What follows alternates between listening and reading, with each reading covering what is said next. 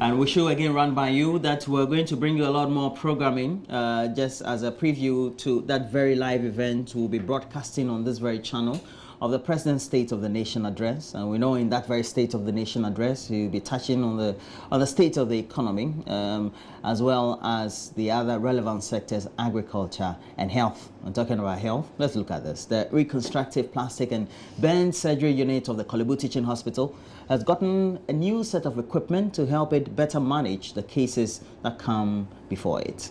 The unit was critical, remember, in the aftermath of the June 3 flood and fire disaster treating burn victims.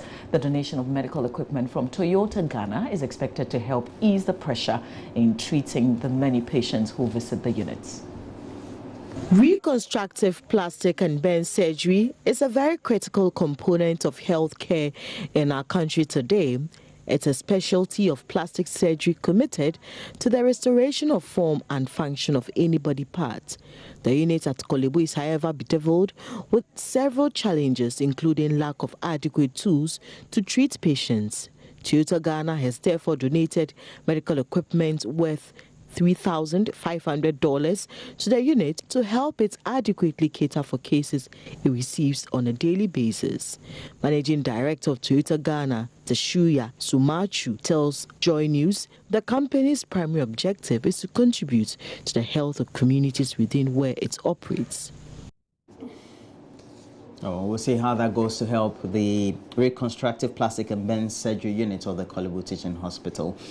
The dream of many young girls at Anyam in the Ningo Pram constituency of the Greater Accra region is to have access to education, which we all know would also help set them up for life. It, however, turns out only a few make it past the basic school level, largely due to the dehumanizing levels of poverty in the area, as a result of which the girls trade sex for fish to sell and make enough money to go to school. Our colleague Kwete Nate visited the community and tells the story of 4 final year pupils of Ayem Basic School who have dropped out of school after they were impregnated by fishermen. As we'll call her, is a GHS 3 pupil of the Ayem Basic School in Ningo, and she's 1 month pregnant.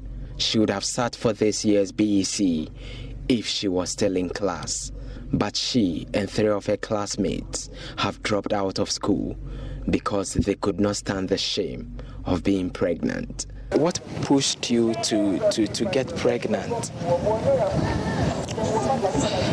Because I'm hungry, that's why. So usually you go to school hungry? Yes. So your parents are not taking care of you, that's why you had to rely on this man? Yes. Has the man accepted responsibility? The pangs of hunger made it difficult for her to concentrate in class. She gave in to the sexual advances of a fisherman who gave her fish to sell for upkeep and became pregnant. Who doesn't give you money? My parents. How much do you need to use in school? Why would you want to be back in school again? Because I want to come somewhere in the future. What's your dream? What do you want to become in future? I want to become an accountant. What? Accountant. You want to become an accountant? Headmaster of Ayem Basic School, Solomon Gauno, describes the rate of girls dropout as worrying. He says at least 10 girls are unable to continue their education every year due to pregnancy. As at now, speaking to you, 4 are pregnant. And what is causing that is there are some villagers in the community who have been doing light fishing, overnight fishing. And the children themselves sometimes tell us they are catering for themselves. And sake of that, they may have been luring them with fish. And it is causing the downfall of the community. These 4 girls who are pregnant, are they still in school? They stopped coming to the school because of the pregnancy. They are now in the house. They are feeling shy to meet with their colleagues in the classroom.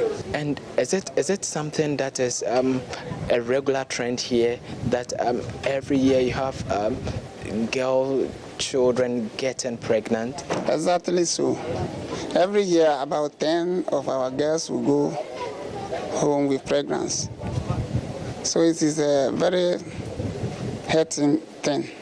Assembly member for Ahweam, Francis Adochu, agrees. He tells me the situation has become alarming. So as a first step in addressing the problem, the community leaders will involve the police to arrest men who impregnate young girls. I was having a discussion with the PT executives so that we should work as a team to make a headway out. Because if we don't take critical measures now, surely next year it will be more. So the final decision we have taken is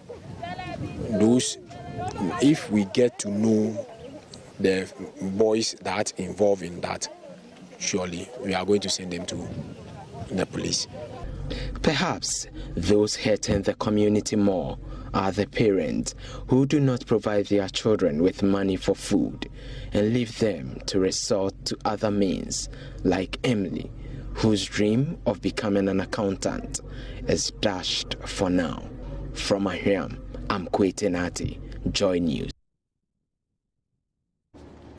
Ahead of the 2016 elections this November, the country's security agencies have been advised to exhibit a high level of professionalism in how they handle crowd and mob situations to avoid any bloodshed and needless brutality of people. The call by Amnesty International is largely informed by findings in their 2015-2016 report on human rights, which was launched in Accra on Wednesday. It reveals how millions of people are suffering enormously at the hands of state and armed groups, while the government also claim the protection of human rights is a threat to security law and other national values.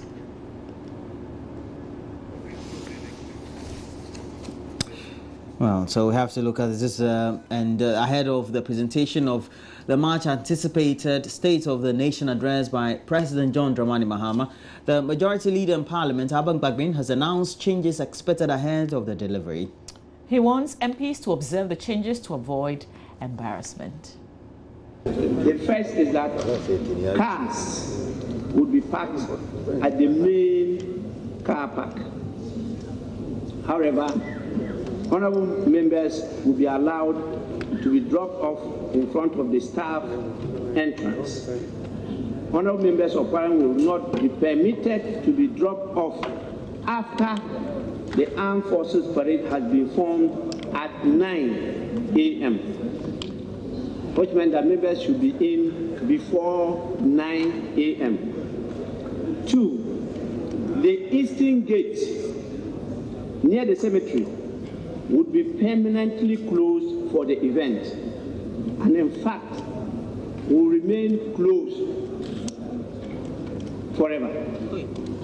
The eastern gate,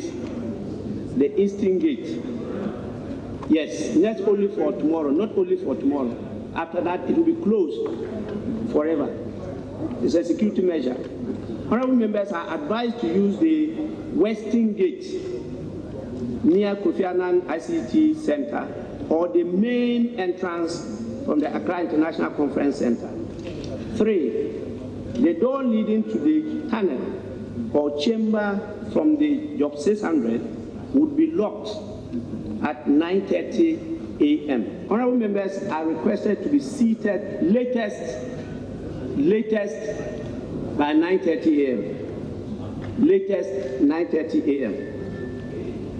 7, the Chief Justice and her team would be seated by 9:45 a.m. Honorable members are respectfully entreated to rise. Well, so we bring you a lot of what the announcements will be for the members of Parliament as they also get themselves ready for today's event. Meanwhile, many of them have been sharing their expectations ahead of this morning's State of the Nation address by the President. My expectation is that Ghanaians want the best. Ghanaians want policies that can create jobs for the people of this country. Ghanaians want policies that can create wealth. Now, these are young men, are on betting. They are gambling, and it's very serious for this country.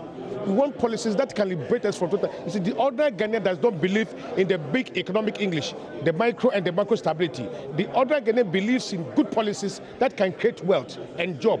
This is what we are expecting from His Excellency. Not the normal rhetoric, I'll do this, their promise and the failing.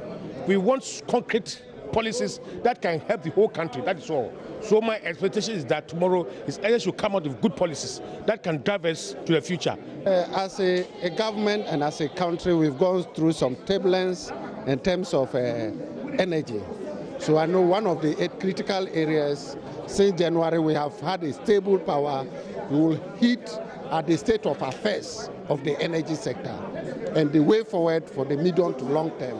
I remember the President in the last State of the Nation address said that he was going to fix the energy sector. Do you have the feeling that that has been done? Yes, that's what I'm saying. You will stay the state of affairs and the short to medium term. And that will picture out clearly and tell Ghanaians whether he has fixed it or he's not been able to fix it. You state it clearly. And I know it is a positive signal. And we must know energy is the bedrock for development. Any business that comes need energy. And it will have a multiplier effect on employment. You also look at the road sector, what he has done so far and what he intends to achieve by the end of his first term. We'll look at the health sector in terms of infrastructure, in terms of equipping the hospitals and health centers, and in terms of manpower. If I look at it from the point of view of my sector, which is agriculture, the state of Ghana is very dim. It is a state which has an economy which is struggling to survive, and we hope that tomorrow the President will be able to give us some message in the last 8-month stretch of his administration, which will give us some hope. Because so far the performance of the last 9 months, of the last 6-7 years, has not been what Ghanaians were expecting.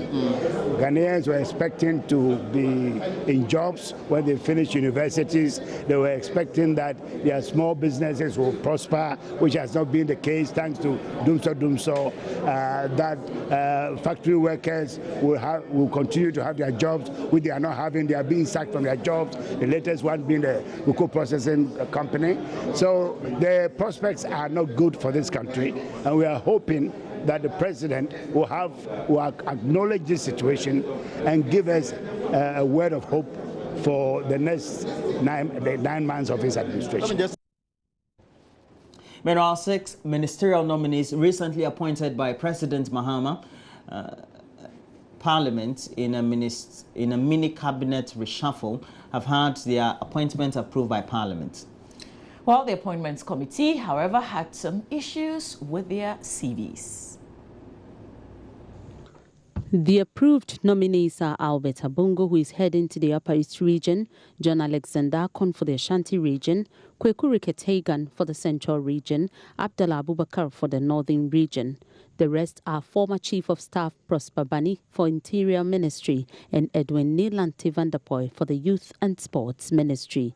Presenting the report of the Appointments Committee, First Deputy Speaker of Parliament, Ebobat Nodro, observed that all the nominees did not take time to write their CVs, which leaves a gap and sometimes overlaps or conflicts with other CVs submitted. In the opinion of the committee, the nominees were not diligent enough in the writing of their CVs and warned such attitudes should not be extended to the office they will be holding. Members who contributed to the debate called for the fashioning out of an acceptable template by the Appointment Committee to inform future presentation of CVs. I believe that even the quality of the CV should determine the caliber of person who is going to be made a minister. Because, indeed, if you are going to apply for employment, which really it is, then your CV must speak for itself. Now, and this is not the first time that this comment has been made, It's been made on many occasions. Even as we speak, I don't know whether those CVs which had gaps have been replaced, because the report does not say.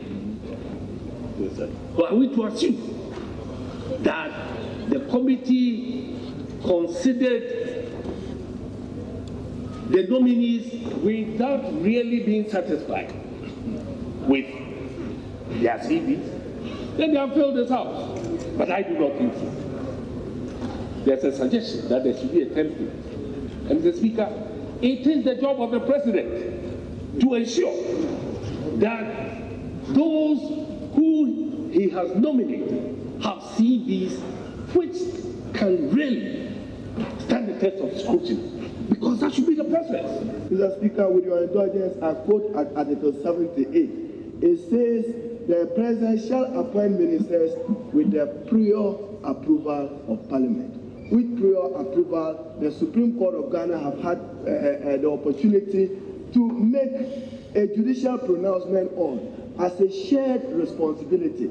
Therefore, for Parliament to be asking the nature of the CV, Parliament has a role in scrutinizing those particular CVs. And Mr. Speaker, we should also be guided by the Constitution, even as we assess nominees from the President.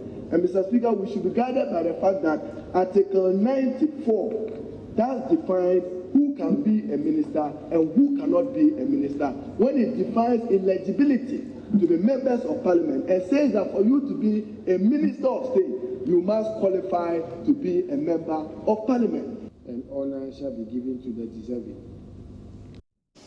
And now we're for the news for the morning. We have a couple of your messages, but as always, let's just again tell you what the number for the WhatsApp platform is: 0568 100,000. Many of you have had a lot of things on your mind this morning. Yeah, expectations with the State of the Nation address. This one is from Kwame China, now at Asante Bekwai.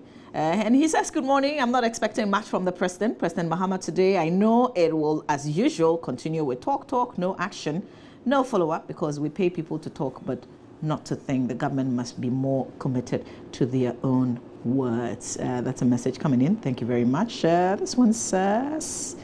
Okay, this one saying good things about us. Thank you very much. A. Razak in Afife in the Volta region. Did I say that right? No. Afife?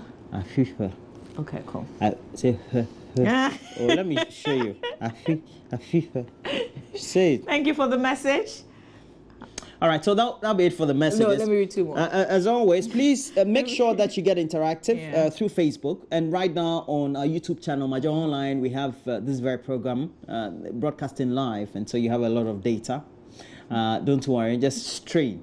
Major Online. There's a channel on YouTube, live streaming. All right. This one says, hi, Roland. Want to use your platform to wish my brother Ike of Auto Shine in Mankasim a happy belated birthday. So Ike of Auto Shine. Happy birthday to you, Ike at Mankasim. All right. This one says, what is the President going to say while we have lights without meters at Mafe, Agbajikofa, no good road, no water, no jobs for the youth? What else is he going to say? From Ernest Apachia. That's what we wait to hear. You never know. Some hope coming right there. This one says, I don't expect anything new from the President because he's a dead goods. Well, I don't expect anything new from the President. Okay, I think I'm repeating what you said. And it's from for consumption. Okay, Pozo from Binduri is sending... Pozo from Binduri is sending us that message. You don't expect... Pozo from Binduri. Yeah. Roland. Okay, it says from Bright Boache, Yadom Fase. Let me read this for you. Roland, Bright says, my son before. Yeah, Bright has named his son. Yeah. Because of you. The godfather. His son is Roland Boache Yadom Walker. Really? You did that? No, he says he's named his son after me. So the name is Roland Boachiyadom. Then he says, Walker, good morning to you. May God be with you. But the State of the Nation address, Doomsaw. It will not bring anything. Charlie, you have to sow a seed in the life of that young man, man. Charlie. Open some investment accounts. Start with 1,000 Ghana. Please give me your account. Wait. No. His number is here. Start with 1,000. Please give me your account. Roland. I will sow a seed in the life of that child. No, don't give him your account. He has your number. Me, I assure you, he will call you. Stay with us. We've got the headlines coming up right after this. God bless you. This is the AM show. Osinachi. Mefo Anonka, do action. Yeah,